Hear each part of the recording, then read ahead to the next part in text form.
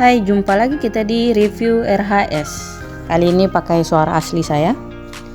Kita akan mereview novel Bukek Xiansu yang ditulis oleh Asma Rahman S atau bisa disebut Ko Ping Ho.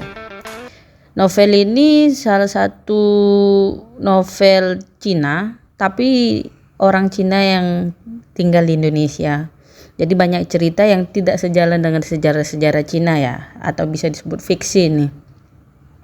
Judul cerita ini yaitu nama julukan dari karakter protagonis yang bernama Quan Xin Leong.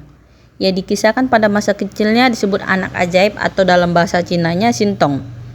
Karena dalam usianya yang amat muda telah memiliki kepandaian dalam mengobati berbagai penyakit.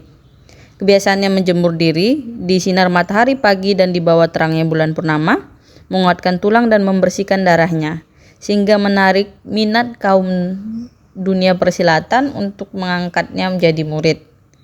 Perebutan atas diri bocah ajaib atau Sintong ini, anak tunggal dari keluarga Kwa di kota Kunleng, akhirnya dimenangkan oleh Pangeran Han Tiong.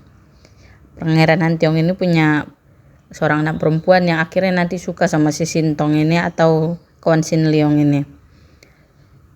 Pangeran Han Tiong ini seorang sakti keturunan raja yang bertempat tinggal di sebuah tempat yang mendekati Dongeng di Laut Utara yang dikenal di kalangan Kangwo atau Sungai Telaga dengan nama Pulau Es. Quan Xin Leong atau Sintong ini akan menjadi pewaris Pulau Es setelah kerajaan yang dipimpin An Tiong musnah disapu banjir besar atau tsunami.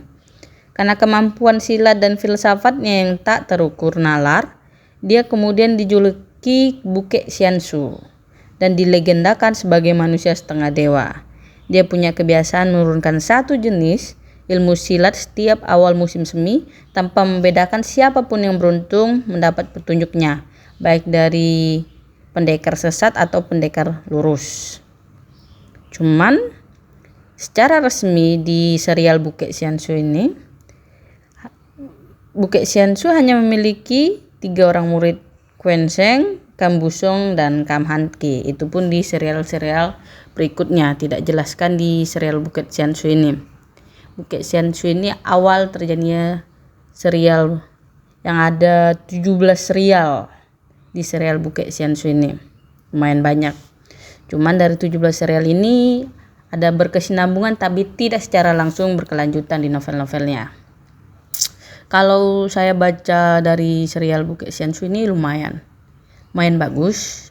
Memang awal-awal agak ribet, kita akan mengingat banyak-banyak tokoh-tokoh yang banyaknya luar biasa, peristiwa-peristiwa yang banyaknya luar biasa, juga kisah cinta yang lumayan lah kalau dibilang, karena rata-rata pada set ending sih. Ada yang happy ending, tapi kebanyakan set ending kalau untuk kisah cintanya ya. Tapi di serial Bukek Xiansu ini banyak nasihat-nasihat ataupun bisa dibilang petuah-petuah lah yang disampaikan dari serial Bukek Xiansu ini. Contohnya di buku pertama ya, kita akan menjelajah di 17 serial Bukek Xiansu itu nanti kita akan review tapi dalam jangka tertentu. Nah, saat ini kita review yang serial pertama yaitu Bukek Xiansu-nya. Untuk kata mutiaranya, pikiran mengenang penderitaan masa lalu dan ingin menjauhnya. Ingin agar di masa depan hal itu tidak terulang kembali, maka timbullah kekhawatiran kalau dia tertimpa penderitaan itu lagi.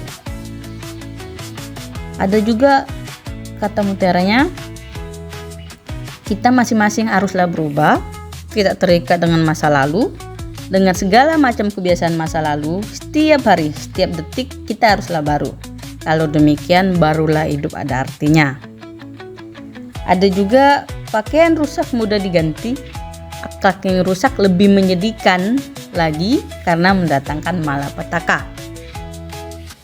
Ada juga ilmu yang berdasarkan kekerasan tentu hanya mengakibatkan pertentangan dan kerusakan belaka, dan setiap bentuk kekerasan hanya akan mencelakakan diri sendiri.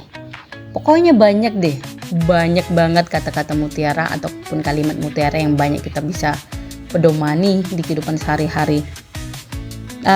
Cerita ini untuk 17 ke atas kalau saya rasa, karena banyak peristiwa-peristiwa ataupun adegan-adegan yang cocok hanya untuk 17 ke atas ya.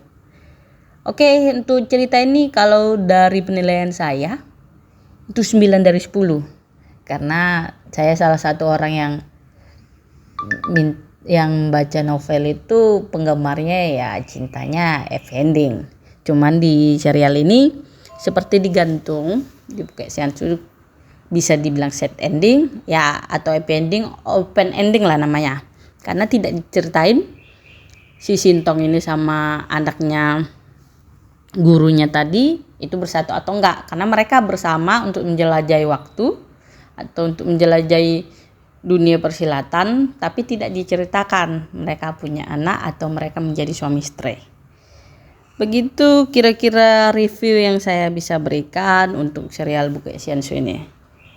Saya akan mereview novel-novel lain, baik novel secara buku maupun novel online. Ditunggu ya reviewan saya. Dan saya punya situs TikTok sama YouTube review RHS. Tolong di subscribe, di like dan diikuti ya. Dan untuk di TikTok sendiri saya akan membagikan beberapa kata-kata mutiara atau kata-kata kalimat lah yang menurut saya bagus yang bisa saya bagikan di TikTok review RHS sendiri. Oke, sampai jumpa di video selanjutnya. Terima kasih atas perhatiannya, semoga kita sehat selalu.